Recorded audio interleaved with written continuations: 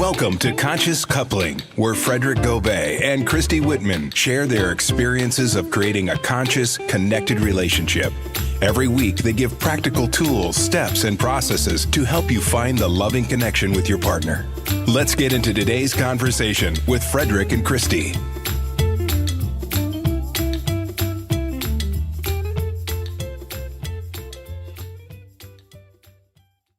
Hey, I'm Christy Whitman. And I'm Frederic.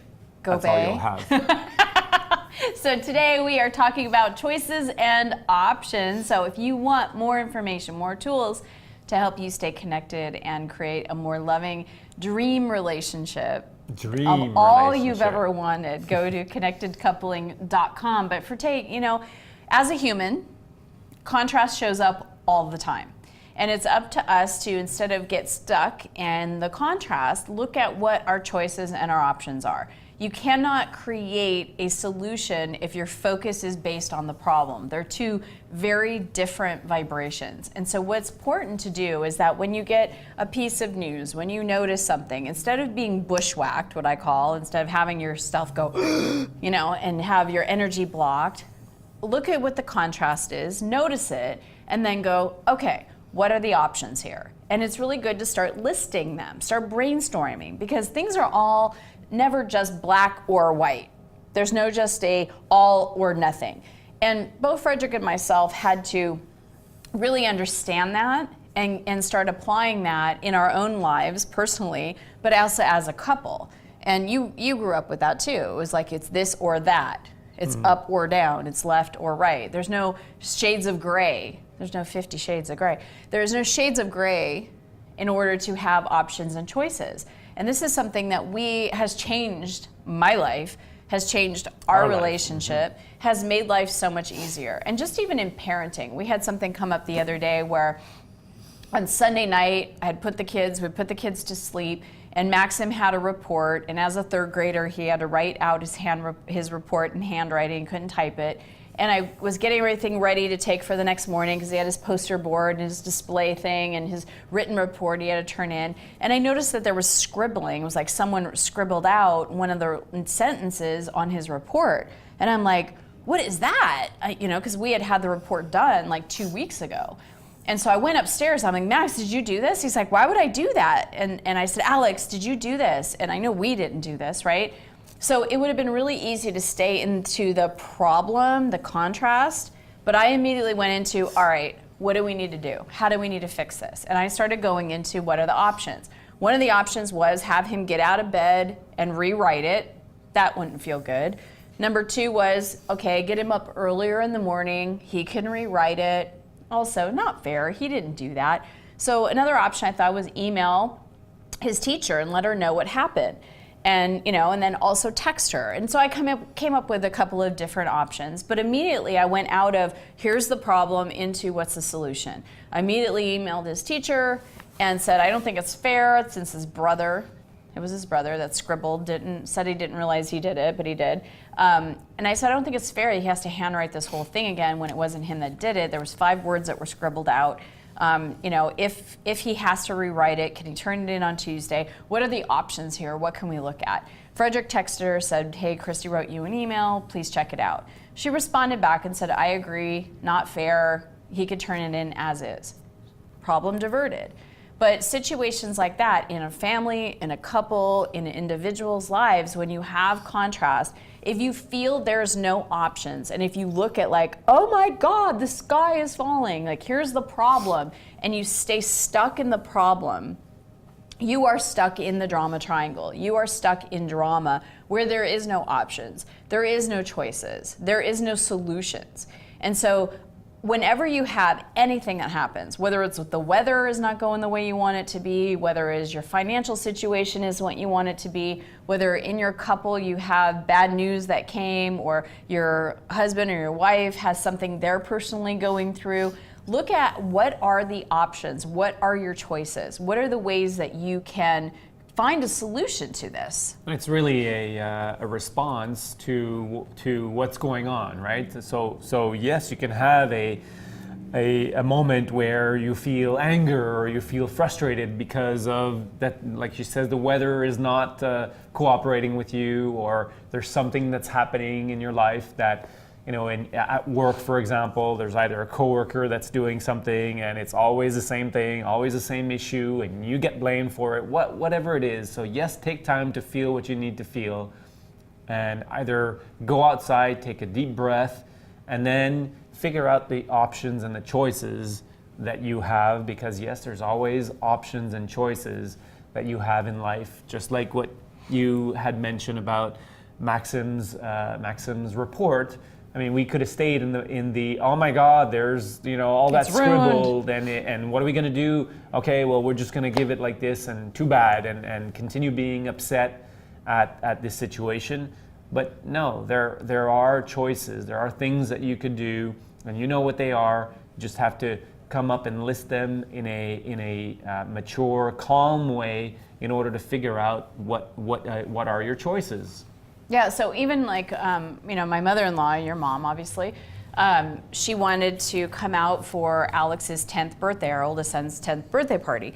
And she had just come out in, March, for example. So it's, 2 months later, she's wanting to come out again. And she had mentioned to Frederic that I want to come again and I want to be there for his birthday. And so the way he handled it was, let me talk to my wife and see if that works for us, putting up a boundary. It wasn't like, he felt like, oh my God, she's coming, she was imposing, because that's not. And it wasn't a yeah, all right, cool, Mom, yes, let's go and let's plan that out. And I don't know how this is going to be with my wife. I want to discuss with my wife, see the opportunity. Is it a good time for us to have her here at the same time as we've got the all of what's going on in Alex's birthday preparation and all of that.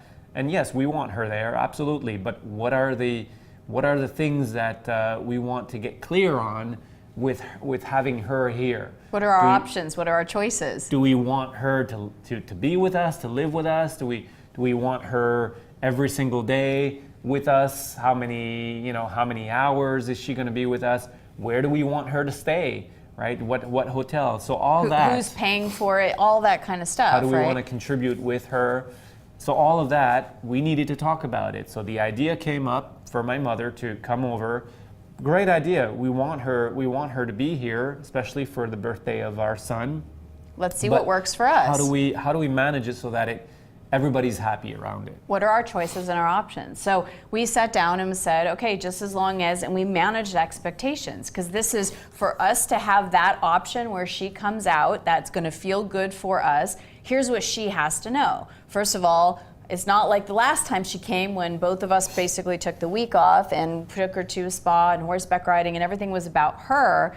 This is about Alex. This is his birthday party, and I'm working. There's a field trip I'm going to with Maxim. There's preparations I need to do for Alex's birthday party. So just as long as you understand that it's not going to be the way it was before, because we're going to be busy working, doing these other things. She's like, and the kids are not off school, whereas they were on spring break when she came before. They're going to be in school. And there was other things. We could take care of the hotel for this many nights instead of the whole thing like we did last time. So we laid out our boundaries, but what we did in order to get clear on what our boundaries were is we talked about what are the options. Well, for example, just even the hotel.